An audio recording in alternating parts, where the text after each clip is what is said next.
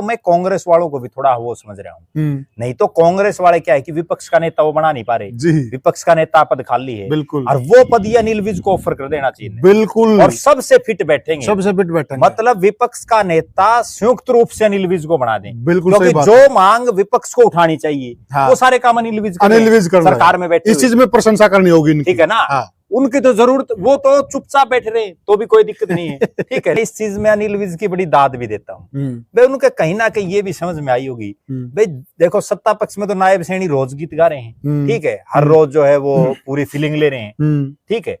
तो भाई विपक्ष में भी तो कोई आदमी होना चाहिए। तो जो हुड्डा साहब और जो कांग्रेस अब या चौटाला या जो जेजेपी उन सब का काम मिला करके सामूहिक रूप से अनिल विज कर रहे हैं, और उसके लिए बल्कि विपक्ष वाले उनकी सराहना भी कर रहे हैं, पिछले 2-3 दिन से जब से उनको ये शोकाज नोटिस आया ना, तब से कई विपक्ष के नेताओं के बयान आ लिए, अनिल विज तो बहुत बढ़िया काम कर रहे हैं, इनको क्यों नोटिस, क्योंकि इनकी कुर्बानी कराएंगे ना, इसलिए वो भी ये चाहते हैं। और ये इसमें नहीं, लगभग सरकारों में हो जाता है, एक आधा मंत्री ऐसे करता रहता है, और वो एक आधा मंत्री होना भी चाहिए, कम से कम वो लोगों का एंटरटेनमेंट भी कर रहे हैं। देखो एक नीरस सी राजनीति होगी थी, नीरस राजनीति ऐसे होगी थी कि कांग्रेस वाले हार के अपने घर बैठ गए, ठीक है, इनेलो और जेजेपी में ये हो गया था भाई, चौधरी ओम प्रकाश चौटाला के निधन के बाद वो उस हालात में नहीं थे,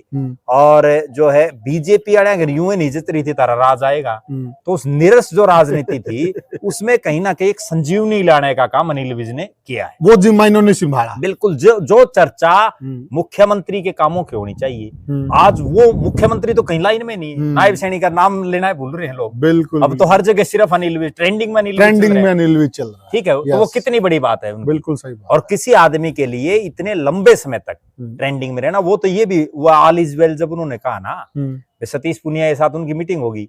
अब उनको, चूंकि मैं ये मानता हूं कि ये जो आंदोलनकारी टाइप के लोग होते हैं ना, इनमें बहुत कम घाघ राजनेता होते हैं, हालांकि कुछ एक होते हैं, जैसे अरविंद केजरीवाल बड़ा घाघ राजनेता निकला,